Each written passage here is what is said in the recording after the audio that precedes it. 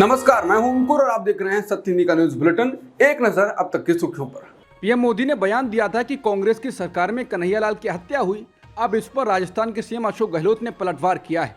उन्होंने कहा कि कन्हैयालाल की हत्या बीजेपी के लोगों ने की थी, शायद पीएम को ठीक से जानकारी नहीं है। उन्होंने पत्रकारों से बात करते हुए कहा, किसी ने प्रधानमंत्री को गुमराह किया है या उन्हें ठीक से जानकारी नहीं दी गई है। उन्होंने कल जिस भाषा का इस्तेमाल किया वो लोकतंत्र में आपत्तिजनक है, या शायद वो राजस्थान के माहौल से घबरा गए हैं और ऐसे बयान दे रहे हैं। बीजेपी के लोगों ने ही कन्हैयालाल की हत्या की है। हमने आरोपियों को 2 घंटे के अंदर ही पकड़ लिया था, फिर भी एनआईए ने उसी दिन केस ले लिया, लेकिन हमने कोई आपत्ति नहीं की। अब एनआईए को आगे आना चाहिए और मामले की जानकारी देनी चाहिए। बिहार विधानसभा में आरक्षण विधेयक पर चर्चा के दौरान नीतीश कुमार जीतन राम मांझी पर भड़क गए थे और उन्हें अपनी मूर्खता का नतीजा बता दिया था। इस मामले पर आज एनडीए के नेताओं के साथ हम पार्टी के प्रमुख जीतन राम मांझी पटना में विधानसभा के सामने विरोध प्रदर्शन में शामिल हुए। उन्होंने कहा कि नीतीश कुमार के खाने में बीते कुछ दिनों से विषैला पदार्थ मिलाया जा रहा है। मीडिया से बात करते हुए उन्होंने कहा कि उन्होंने बीते दिनों महावीर चौधरी के तस्वीर पर माल्यार्पण न करके अशोक चौधरी को माल्यार्पण कर दिया, जो जीवित हैं। इसी तरह महिलाओं को लेकर विधानसभा में जो कहा उससे दुनिया वाकिफ है। कल मेरे लिए तुताड़ी की भाषा में बात की जो अपमानजनक है। जब हम बोल रहे थे तो नीतीश कुमार बीच में बोल पड़े, लेकिन स्पीकर महोदय ने उन्हें नहीं रोका, जो भी गलत है। कांग्रेस से अलग भाषा बोलने वाले कांग्रेस के ही नेता आचार्य प्रमोद कृष्णम ने अपनी ही पार्टी के नेताओं पर निशाना साधा है।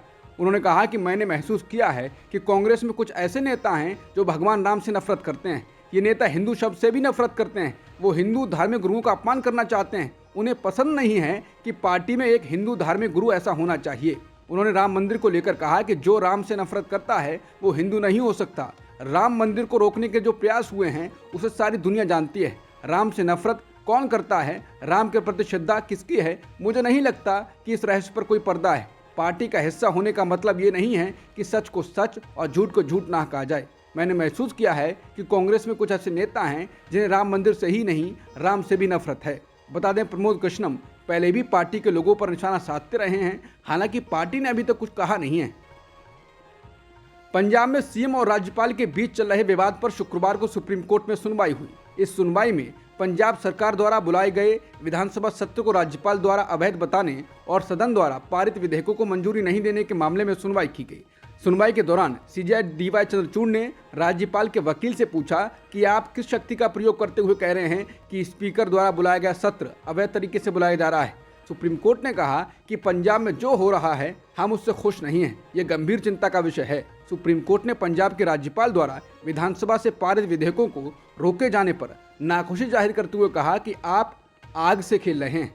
हमारा देश स्थापित परंपराओं पर चल रहा है और उनका पालन किया जाना चाहिए। माना जा रहा है कि सुप्रीम कोर्ट ने पंजाब के राज्यपाल पर यह सख्त टिप्पणी कर अन्य राज्यों के राज्यपालों को भी संदेश दे दिया है कि वो अपनी सीमाओं से आगे ना बढ़ें।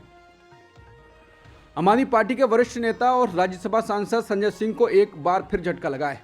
राउस एवेन्यू कोर्ट ने संजय सिंह को 24 नवंबर तक न्यायिक हिरासत में भेज दिया है। कोर्ट के फैसले से स्पष्ट हो गया है कि अब संजय सिंह की दिवाली जेल में ही बीतेगी। हालांकि इस दौरान संजय सिंह को कोर्ट ने विकास कार्यों संबंधी दस्तावेजों पर हस्ताक्षर करने की अनुमति दी है।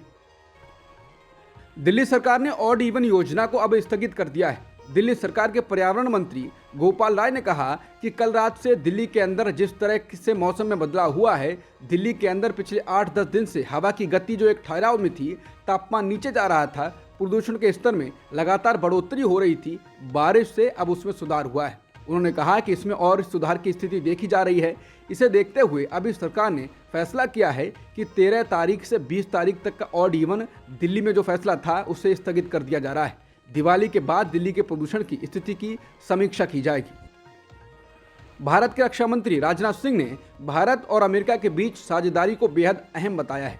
अमेरिकी रक्षा मंत्री ने भी दोनों देशों के बीच रणनीतिक संबंध की जरूरत पर बल दिया। इजराइल हमास युद्ध के बीच भारत और अमेरिका के बीच 2+2 स्तर की यह बैठक हो रही है।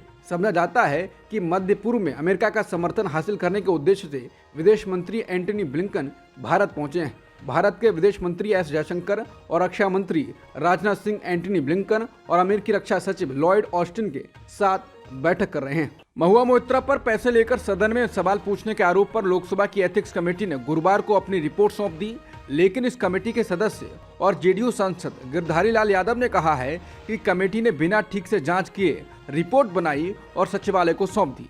समाचार एजेंसी एएनआई से बात करते हुए गिरधारी लाल यादव ने कहा कि उन्होंने बैठक खत्म करने में 2 मिनट भी नहीं लगाए। उन्हें चर्चा करनी चाहिए थी। उन्होंने जो रिपोर्टें सौंपी थी उस पर बहस होनी चाहिए थी। पहले ही कहा गया कि जो लोग विरोध में हैं वो डिसेंट नोट दें। बिना बहस कराए आखिर कैसे मान लिया गया कि हम विरोध ही करेंगे। बात किसी के मान अपमान की नहीं है, ये बात यह है कि जांच सही से नहीं हुई है। नोएडा पुलिस एक बार फिर यूट्यूबर एल्विश यादव से पूछताछ करना चाहती है, लेकिन उन्होंने बीमारी का बहाना बना दिया है। सूत्रों ने बताया कि एल्विश यादव का कहना है कि उसकी तबीयत ठीक नहीं है, इसलिए वो पूछताछ में शामिल नहीं हो सकता है। लेकिन 7 घंटे पहले एल्विश यादव ने इंस्टाग्राम पर एक वीडियो डाला है जिसमें एल्विश गाड़ी के अंदर नजर आ रहा है और गाना गुनगुना रहा है। कनाडा में खालिस्तानी आतंकियों की मौजूदगी पर भारत लगातार सवाल उठाता रहा है। एएफपी की खबर के मुताबिक एयर इंडिया को लेकर खालिस्तानी आतंकी गुरपतवंत सिंह पन्नू की हाल ही में दी गई धमकी को लेकर कनाडा के परिवहन मंत्री का बयान आया है। उन्होंने कहा कि कनाडा पुलिस ऑनलाइन प्रसारित वीडियो में 19 नवंबर से एयर इंडिया की उड़ान नहीं भरने की चेतावनी की जांच कर रही है। समाचार एजेंसी एएफपी के अनुसार परिवहन मंत्री पेब्लो रोड्रिग्स ने ओटावा में पत्रकारों से कहा कि हम हर खतरे को गंभीरता से लेते हैं, खासकर जब ये एयरलाइन से संबंधित हो। उन्होंने कहा कि पुलिस इस मामले की जांच कर रही है। बता दें 4 नवंबर को खालिस्तानी समर्थक नेता गुरपतवंत सिंह पन्नू ने एक वीडियो जारी कर 19 नवंबर को एयर इंडिया की फ्लाइट को उड़ाने की धमकी दी थी। हीरो मोटोकॉर्प के चेयरमैन एवं प्रबंध निदेशक पवन कांत मुंजाल के खिलाफ ईडी पहले से मनी लॉन्ड्रिंग के एक मामले में जांच कर रही है। ईडी ने ट्वीट कर बताया है कि उसने मुंजाल की दिल्ली में 3 अचल संपत्तियों को जब्त किया है, जिनकी कीमत करीब 25 करोड़ रुपए है। ईडी ने बताया कि मनी लॉन्ड्रिंग मामले के संबंध में ये कार्रवाई की गई है और कुल मिलाकर करीब 50 करोड़ रुपए की संपत्ति जब्त और कुर्क की गई है। गजा में भेजी जा रही मानवीय सहायता बढ़ाने को लेकर तुर्की के राष्ट्रपति रेसेप तैयब अर्दोआन और अमेरिका के विदेश मंत्री एंटनी ब्लिंकन के बीच बातचीत हुई है। अर्दोआन का कहना है कि तुर्की यात्रा पर आए विदेश मंत्री के साथ बातचीत में उन्होंने गजा में हर रोज ट्रकों की संख्या को कम से कम 500 तक बढ़ाने पर चर्चा की है। समाचार एजेंसी रॉयटर्स के साथ बातचीत में उन्होंने कहा कि इस प्रस्ताव पर अमेरिकी विदेश मंत्री ने सकारात्मक रुख अपनाया है। तुर्की ने कई देशों के सहयोग से एम्बुलेंस, खाना, पानी और दवाएं गजा के लोगों को उपलब्ध कराने का वादा किया है। इसके अलावा तुर्की ने युद्ध में घायल हुए फलस्तीनी लोगों और पुरानी बीमारियों वाले मरीजों को तुर्की के अस्पतालों में शिफ्ट करने की पेशकश भी की है। इजरायली प्रधानमंत्री बेंयामिन नेतन्याहू ने अब गजा को लेकर अपना बदला हुआ बयान दिया है। उन्होंने अब कहा है कि युद्ध खत्म होने के बाद भी इजराइल गजा को जीतना, उस पर कब्जा करना या शासन करना नहीं चाहता है। नेतन्याहू ने कहा कि लेकिन एक क्रेडिबल फोर्स होगी जो गजा में जरूरत पड़ने पर घुस सकेगी ताकि आतंकवाद को उभरने से रोका जा सके और 7 अक्टूबर जैसी घटना फिर कभी दोहराई ना जा सके। बता दें, इससे पहले नेतन्याहू ने कहा था कि युद्ध के बाद गजा की सुरक्षा व्यवस्था की जिम्मेदारी अनिश्चितकाल तक इजराइल के पास होगी। इस बयान की अमेरिका ने आलोचना की थी। इसके बाद अब उनके रुख में बदलाव आया है। अमेरिकी राष्ट्रपति जो बाइडेन ने गुरुवार को सोशल मीडिया प्लेटफॉर्म एक्स पर इस बात को कंफर्म किया है कि इजराइल उत्तरी गजा के कुछ हिस्सों में दिन में 4 घंटे के लिए सैन्य अभियान रोकने पर सहमत हो गया है ताकि लोगों को 2 मानवीय गलियारों से भागने की अनुमति मिल सके। बाइडेन ने कहा कि 2 दिन पहले 96 ट्रक आपूर्ति गजा में प्रवेश कर रहे थे और कल 106 ट्रक थे, लेकिन हमें और जल्द ही देखने की जरूरत है। हम हर दिन कम से कम 150 ट्रक लाने का लक्ष्य रख रहे हैं। अमेरिका की राष्ट्रीय सुरक्षा परिषद के प्रवक्ता जॉन किर्बी ने बीबीसी को बताया कि अमेरिका इस तरह के मिलिट्री पॉज की अवधि को बढ़ाने के लिए इजराइल से बात करना जारी रखेगा। उनका यह भी कहना है कि गजा में रखे गए बंधकों की रिहाई के लिए सुरक्षित मार्ग को सुनिश्चित करने में लंबे मिलिट्री पॉज की जरूरत होगी। संयुक्त राष्ट्र ने चेतावनी दी है कि अगर गजा पर इजराइल का युद्ध दूसरे महीने भी जारी रहा तो फिलिस्तीनियों के बीच गरीबी 34% बढ़ जाएगी, जिससे लगभग 5 लाख अतिरिक्त लोग गरीबी में चले जाएंगे। संयुक्त राष्ट्र का अनुमान है कि अगर युद्ध तीसरे महीने भी जारी रहता है तो फिलिस्तीनी जीडीपी में 12% से अधिक की गिरावट आएगी।